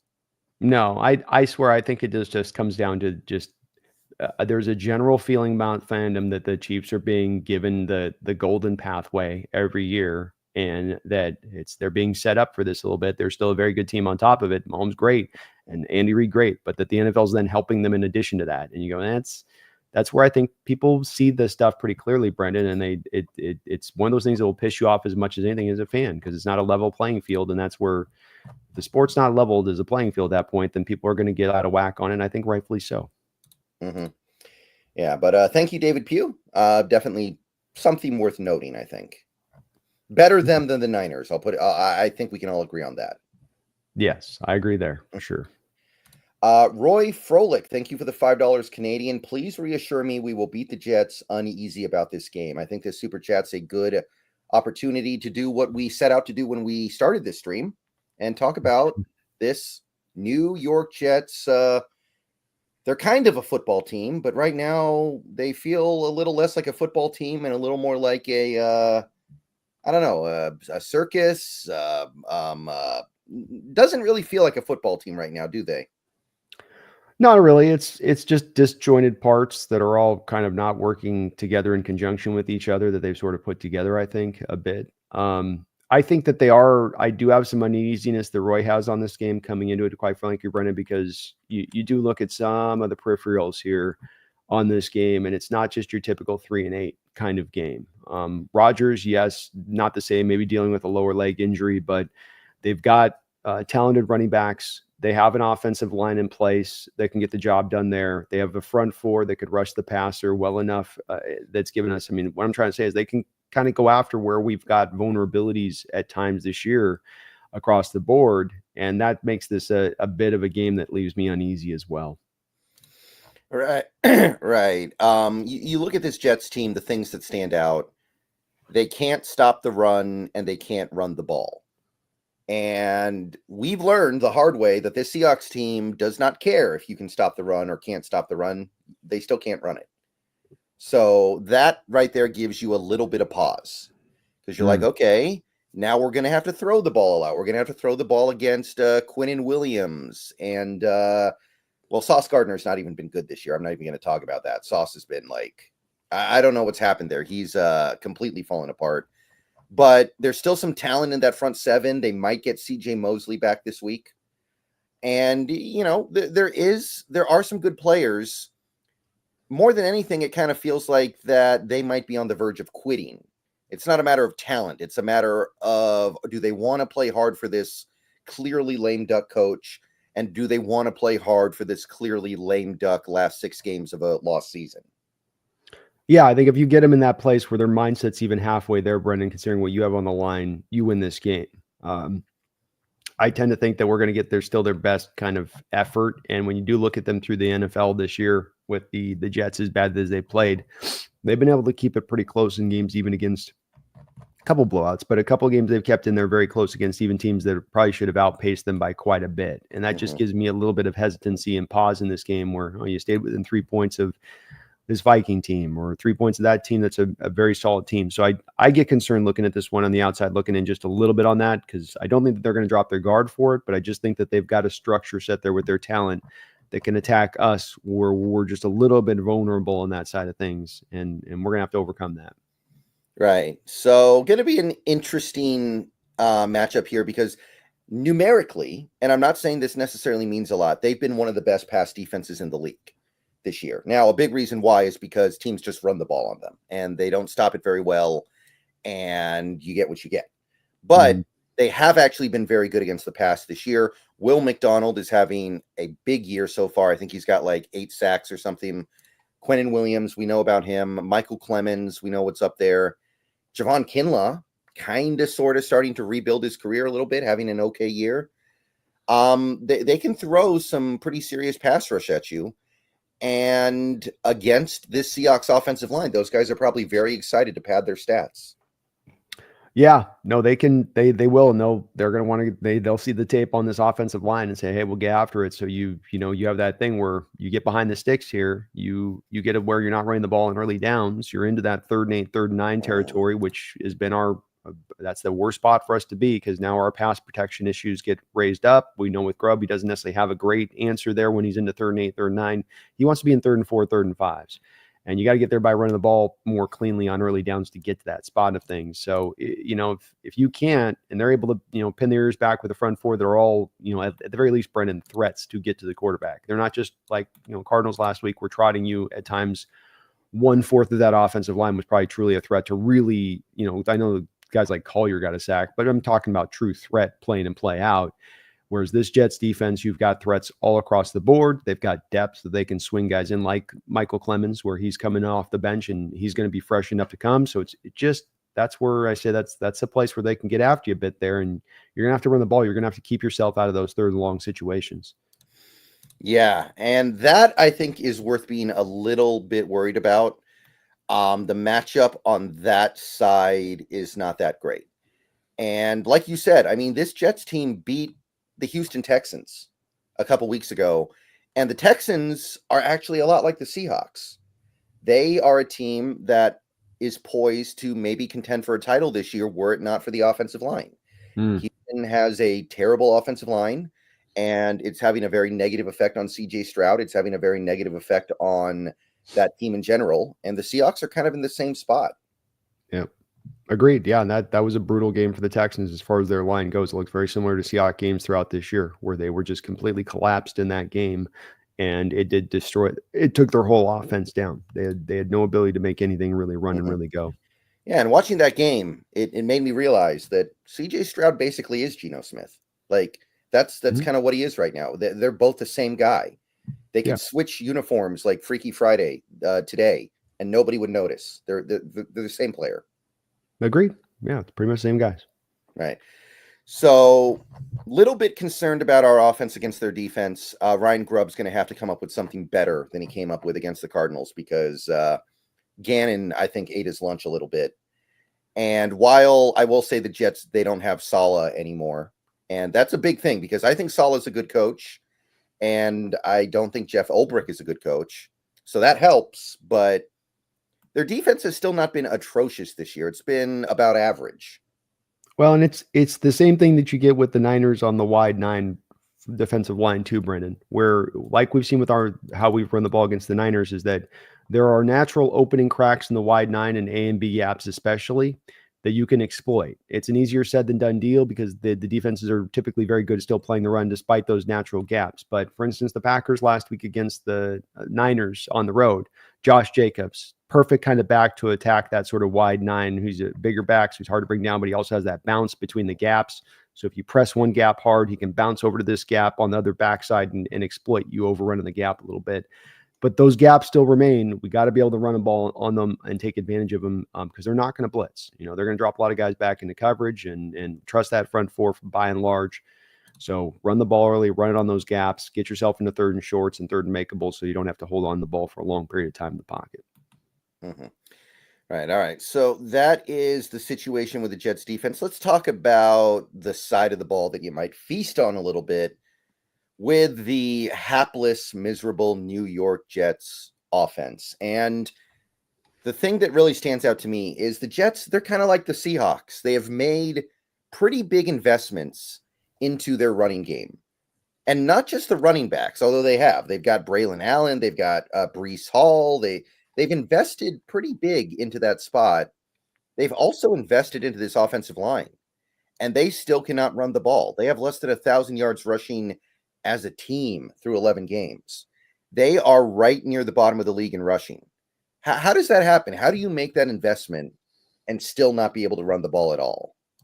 Well, I don't really have a good answer for you because of the fact that when you look at the linemen, at least as far as their grades go on PFF and watching the games, it's been fairly similar to this. I mean, part of the problem is that Rodgers just can't move anymore back there in pass protection. But when it comes to run blocking, they've got guys with good run blocking grades like Joe Tippmann, like Tyron Smith, Elijah Vera Tucker. I mean, these are grades we would die for on our line. As far as run blocking grades go, it's to a man kind of. Even a Morgan Moses, it's fairly legitimate even at his grade where he's at. Again, we would kill for a right tackle. Morgan Moses 65 overall grade on the year and what he's brought. So when I look at the line, I go, it doesn't make a lot of sense to me because they put the investment in it. They're getting the pretty good performance from it. A Tyron Smith, who you're really worrying about coming from the Cowboys because of how old he is and how injured he was with the Cowboys, especially around that end point. And he's staying upright for him. He's performing well across the board for him. So, you've got a former second-round pick, the guy that was picked ahead of Kenneth Walker and Brees Hall, averaging 4.2 yards per carry. Braylon Allen, good Wisconsin running back that they've got as a backup. But what I'm just saying is it just doesn't make any sense to me why it's not going, Brendan, because it seems like the peripheral numbers here would tell you that it's a consistent running game, but you're right in that it hasn't been. Yeah. Do you blame the play calling for it, or are they just not running the ball enough? Is that the problem? I mean, if I'm to look at some of the grades and what I've seen, that maybe you just don't have the talented running backs to do it at this point. Has Brees Hall gotten back off that ACL injury that he had a couple of years ago, and is he back to really anywhere what he was before? I don't know that he is.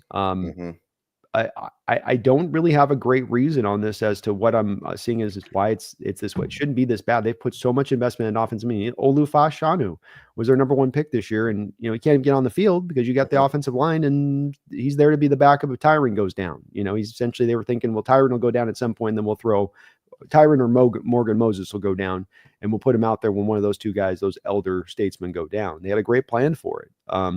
And it's kind of worked, but it's not worked. So I don't know. I'm scratching my head kind of looking at it. Yeah, it's a very Jets thing, right? You have every reason to have a good rushing attack and then not be able to run the ball at all. It makes sense. Yeah, it really does. I mean, it's weird. Vera Tucker at right guard. I mean, it should be much better than they are. Right. So that's kind of that part. And then, of course, the other part of this offense would just be the fact that Aaron Rodgers has finally truly and officially hit the wall. He's not what he used to be. I think the main thing that stands out watching him play is the complete and utter lack of mobility. And that is not the Aaron Rodgers that I grew up watching.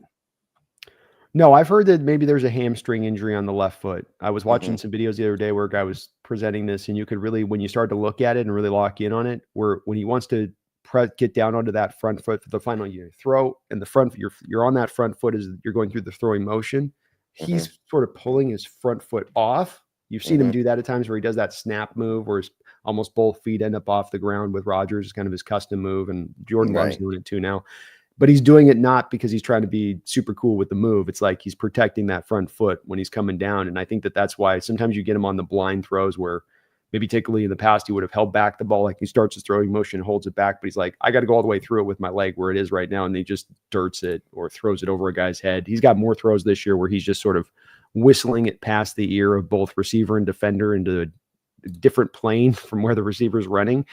And I'll tell you, that comes down to me on something with him that stood out as a difference between him and Tom Brady when Tom Brady came to Tampa Bay. Because Tom came to Tampa Bay during the COVID year, brought those guys together during the offseason, got them onto that same page as much as he possibly could, which we know it was restricted being the conditions, and had them really rolling them by the regular season. Aaron Rodgers, he's out there doing his ayahuasca trips and his European tours, and I don't need to do any of that stuff. I'm good enough as it is. I'm so glad we are leaving the diva age of quarterbacks for this very reason, because you get numbskulls like him who go, I don't have to do all that stuff. I'm so great on my own that I'll just walk in there and I'll be instantaneously bomb. And go give me my receiver mid-year too, by the way, when it's not, this just pandering to this guy.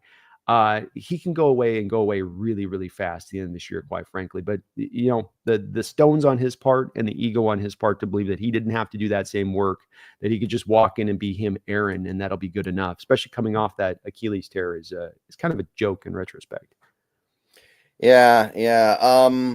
It could be after this game, like the way we've heard. Like apparently Woody Johnson is kind of done with him. And that there might be a big push from the owner to just get Aaron Rodgers out of there after this game if it doesn't go well. And I'd do it if I was the owner at this point. Yeah. Is Jordan Travis healthy? I don't know. He's coming off that leg injury at last year, so there's an understandability if it was to take a whole year to get himself back through, but I mean, if I'm Woody at this point, I know nobody likes the word tank, but you're not going anywhere this year, and might as well start to pivot this thing forward. You fired your coach, fired your general manager, here we go. It is what it is. And I think from their standpoint, you're not going to make the playoffs. I mean, they got 8 losses, so technically you might get to like 9-8 this year in the AFC and still get yourself in the playoffs where there is that, but. I mean, they still got one more game. They got one more game against the Bills. Like they're not winning that game, and even if they run the table otherwise, which is theoretically possible, it doesn't. It's not going to be enough. I wouldn't think so, but I would have thought that they probably would have made that call already ahead of time if they were going to go with that moving off Rodgers thing. So, yeah, it's they're saying now that he wants to play next year for another team. I don't know who's gonna. I don't know who's gonna make that happen. Like, why would you want to be part of that? Yeah, I mean, I don't know who's the team that would sign up for that at this point. I don't, especially for a guy who's gonna still want to be paid high money, and I don't know the team that signs up for that. I don't, especially again too, because if he does have the hamstring injury, the second straight year with the lower legs, he's had a history of lower leg injuries. I wouldn't want to sign up for that at that age. He's not just getting like somewhat up there in the mid 30s. We're talking in their 40s now. And I think he can talk the big talk on that, but I don't even think Vegas would take him at this point. Tom would be like, no, Mark. Maybe before Tom got there, but Tom would be in there being like, no, Mark, don't do it. No. Yeah. So maybe we will be the team to end the career of Aaron Rodgers. Maybe this will be the end. If we can force him to have a bad game and the Jets lose badly, maybe we'll be the team that finally took out like Michael Myers. Fitting, because we took away a few of what he would say is his Super Bowl titles he should have had. He would have told you back in the Fail Mary game that they lost, that cost them getting into the playoffs as far as the bye and getting more of the home field advantage. Then they'll say, well, and then the 2014 game with the crazy finish in that conference championship. So it's fitting if we put the final nail in this coffin. As for the rest of this offense, kind of surprised that Malachi Corley hasn't been a bigger part of proceedings there. He's done nothing, basically. He's been completely irrelevant. He had the fly sweep for a touchdown a couple weeks ago against the Texans, and he dumped the ball just before he went into the end zone. Yeah, that doesn't help. But no, I'm surprised too. He was one of our kind of fun players coming out of the draft. We thought there'd be some Debo Samuel, kind of hints to it, but they don't seem to, when you watch the games with them, be trying to really work him in much either. They seem to be sticking with we got our guys on the outside, and then that's the part you wonder with the influence with sort of Rodgers, because Rodgers never really had sort of that gadgety guy. Randall Cobb was a slot. He wasn't as much running fly sweeps and little bubble screens, but for the most part, Packer wide receivers do wide receiver things, traditional wide receiver things. Right. And they have to now. Maybe back in the day, they did a lot of off-script stuff, right? Because Aaron Rodgers was the off-script guy. Now he's not, and he can't. It's not even a possibility for him because of like you said, maybe the hamstring injury. I think it's possible. It seems like when you watch the tape, he's just not quite able to stay up on that front foot, and that's one of those things they tell quarterbacks to always do on the throws is get out on that front foot. And I know he's got that move he does, but when he does the off the foot move, it tends to be with him off his back foot, where he's flip where the 2 feet kind of come off like that, where he's kind of just flipping it off the back foot, not when he's stepping into like a slant throw where you've got to put it on that front foot and like really get it in there. So obviously we know the Jets can't run the ball. What do you think about their pass protection, though? Do you think they protect Rodgers okay? Well, I think they do. The problem comes into that his mobility has really been removed down. He just can't get away from people. And what teams are doing a lot of in recent weeks, especially when they realize that he can't move anymore like he once did, is that they're bringing a lot of stacked fronts and blitzes, which I think Mike McDonald's going to do a lot of in this game, because then you're forcing him at that point to try to extend plays and show some of the pocket mobility to get away from that at times. And I don't think that he can. You get close to him and you're going to get him brought down to the ground. That's been where teams have really blitzed the Jets in a way that Aaron Rodgers in his prime you would never have dared do. You would have gotten slayed doing that. But as far as the offensive line goes, just straight up in pass protection, if you're just going to try to run a front four at them, they can pass protect pretty well overall on that side of it. They don't have any real big major weak links. Even John Simpson, John Simpson, the guard last year, remember with the Ravens, where he wasn't playing particularly, like he was the weak link for the Ravens. He's maybe been one of their bigger strengths this year as their left guard. Yeah, so it's a good test for this pass rush, but they passed it last week. That Cardinals offensive line is good too. Yep. They're up to snuff. And again, you might be able to do a lot more stuff in this game from McDonald's perspective. Again, since the last 3 weeks, he's been getting more into the depths of his playbook, knowing that he's going to look at that film in recent weeks with Rodgers and see the teams that are having the success and really putting those stack fronts and bringing those blitzes. And I'm sure he's going to probably say, let me tear a couple pages out of those guys' playbook and use that. Yeah. So force the Jets into a lot of third and longs, which should be easy to do because they can't run the ball. And then you get to open up the playbook on Rodgers, and you should be good. You should be good. You got the corners on the outside that can hold up on their guys. They've got good receivers. They do. Wilson's are really good. The kid out of Ohio State that they got with our pick for the Jamal Adams trade. And Devontae Adams is not quite fit back in there since coming over by the trade, but he still remains a very dangerous player off the edge. So we at least do have the corners. I think they can hold up pretty well against those guys, but it'll be another dictating point of the matchup here. It's how you handle those receivers on the edge. Yeah, Breece Hall has been one of the best receiving backs in the league this year. He averages like over 4 catches a game, very productive. That's something to keep an eye on. Yep. And that was one thing the Cardinals did a little bit in that game. They couldn't get anything going with their running game, but they did get a little bit going on throwing the ball to, I think Connor had some yards through the air. So worth noting, worth keeping an eye on. Yep. Definitely a place that I think teams will attack, because we will have a tendency at times, I think, to drop a little bit with depth to zone. And then that leaves sometimes those little short pop passes, the backs wide open. Shaw, thank you for the $1.99. Seahawks fans know we always lose games like this. Well, Pete Carroll always lost games like this.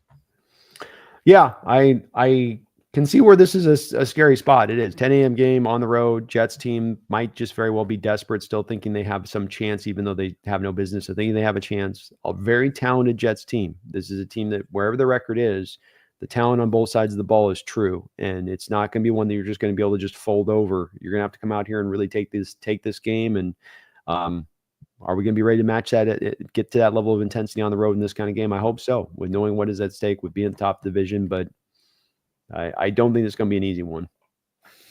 Yeah, it feels like it's going to be an annoying game. It kind of feels like it might be kind of the way the Cardinals game was. Yeah, agreed. I could see this completely being a sort of dirty, messy, mucked up kind of game a little bit, and how it breaks down. Yeah. And speaking of Pete Carroll, did you hear the rumors the last couple of days about Pete Carroll and the going to the Jets? Yeah. Now look, that doesn't feel real, does it? Well, look, Carroll wants to coach again. I mean, that's the thing with this, is that he does not want to not coach. So, on the surface of it, I think to your point, I initially went, really, Pete?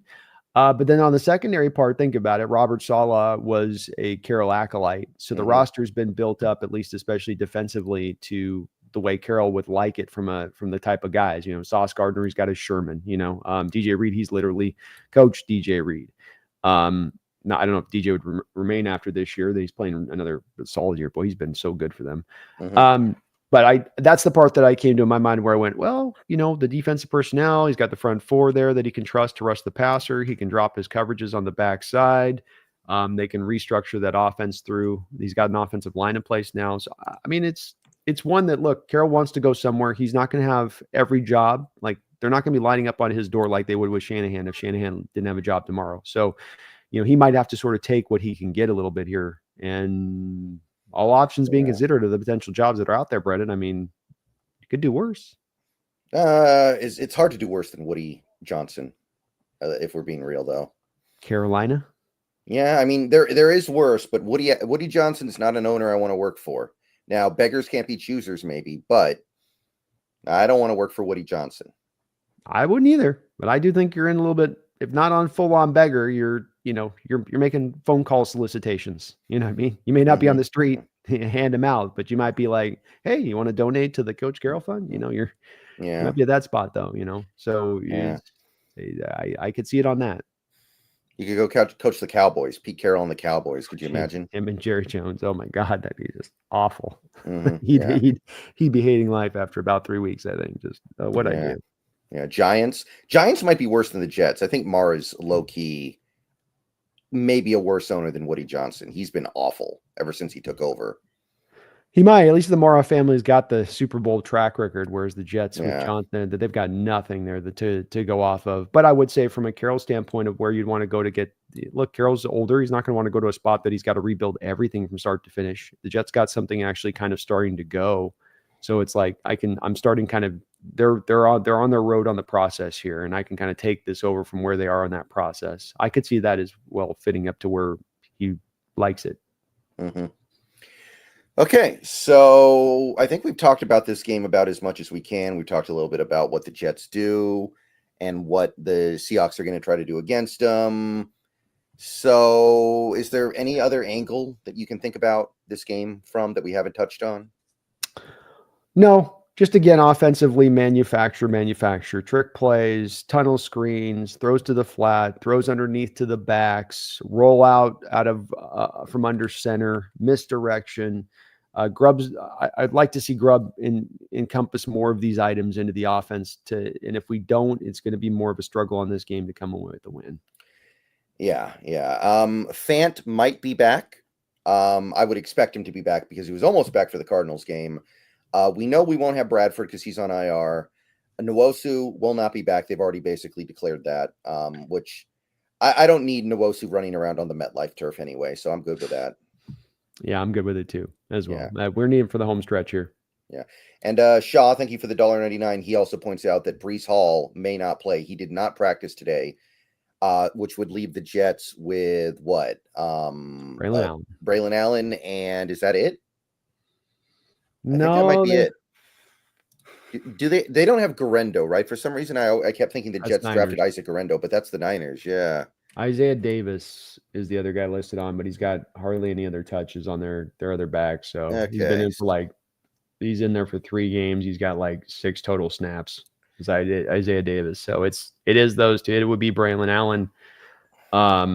But Braylon's been the more effective runner of the two. The thing, though, with that is if Breece Hall doesn't play, Brendan, take a look at the pass protection, pass blocking scores for Braylon Allen. 40.8 as a pass protector. So you go out, you look at it on the surface, you say he's got a 73 grade. And I go down here and I look at Breece Hall and he's sitting at a 59. Why is Breece still getting all of these number 1 carries? Well, you can't trust the guy in pass protection that will, as a running back, keep you off the field. Yeah, and I like Braylon Allen, but he is a power back, and that is something you can't use. That you can't always have a power back on the field. Well, I think he had more speed before the ACL too. I think he's driving more and more to that power backish range because the speed's just not as much there, and he was a guy that had the combination coming out. Yeah, and Giants loss still haunts, which I mean that's true. That one will never. Okay. Yeah, it very well may come down to the end of the year here, where that is the one that sits over the top of us. Like last year, we had the Rams game. I think that was kind of that way, where it's just man, we should have got that win because this thing's just haunted. It is absolutely haunting us. I was running through some scenarios today where, you come through, you could beat the Cardinals again, you could beat the Rams at the end of the season and end up tied with the Rams, and through some bad tiebreakers, still end up losing the division at that point, which would be just completely brutal. But that's the reality of when you lost a game like that you shouldn't have lost. You had no business losing at home. Yeah, that'll, I mean, we'll have to call that just a learning experience, but 15 years from now, Mike McDonald will have 3 Super Bowl rings as this coach of the Seahawks, and that Giants game will still not be okay. No, it won't. Especially like Daniel Jones now released. Like he's now a Minnesota Viking, and that guy was cutting you apart on that day. Yeah. I kind of wanted Daniel Jones. I think that would have been fun. I can't with him. I just can't. The look He's on his fun to eyes. root for. He's so likable. Those eyes when he's at the line of scrimmage. He's likable, man. There's something to be said for that. He's fun to root for. Maybe. Until he starts playing, until he gets on the field. Until he starts throwing the football. Okay, so let's get a prediction on the board here. What are you feeling? Well, I'm going to give the Seahawks the nod here, because I just do think that I'm going to fit to what I think has played out so far this year with the Jets. But I still say that my confidence level is not great on this one. You can almost put a 50-50 feeling in my mind on this with the coin flip, because I just think this Jets team is still really tough. They're going to still be giving you all the fight they got to give, and they match up well against your team from a personnel standpoint. I think it'll be a close game. We'll go 2017 Seahawks, able to get it with a field goal at the end, and pull it out. I kind of feel like the Jets are about ready to roll over. I think that if the Seahawks come out strong on the first couple of drives, the Jets will just curl up. That's what I'm thinking. So I really hope that happens. I don't want this Jets team going into the third quarter thinking, oh, we could win this. Oh, we just got to show up for another hour and a half and we can win this.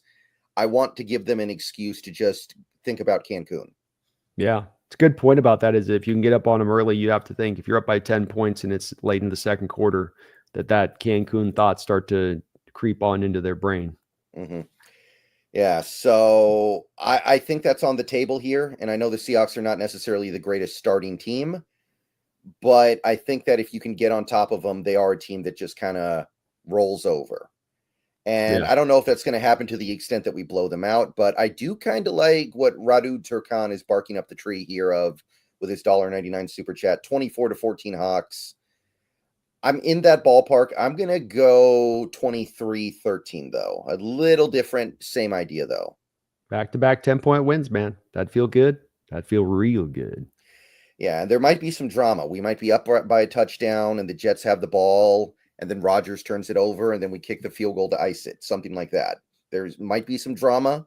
I'm ready for the drama, but I think we find a way to win it, and I think that this defense will not allow them to lose the game ultimately because it just has been that good, and the Jets' offense has just been that bad. Agreed. And I got a prediction right last week, Brendan. I called don't know if you remember, I called the Kobe Bryant interception shot, if you remember correctly. So I'm going to call the Tariq Woolen interception this week. See if I can go back-to-back weeks and be in the profit. Yeah, Rodgers has been a little more interception prone these last 2 years. Last year in Green Bay, and this year so far, he's been throwing interceptions at a normal rate. There we go. He's going to hit that effort phase. He's going to get that checkout phase in this game. Just throw one up for the hell of it.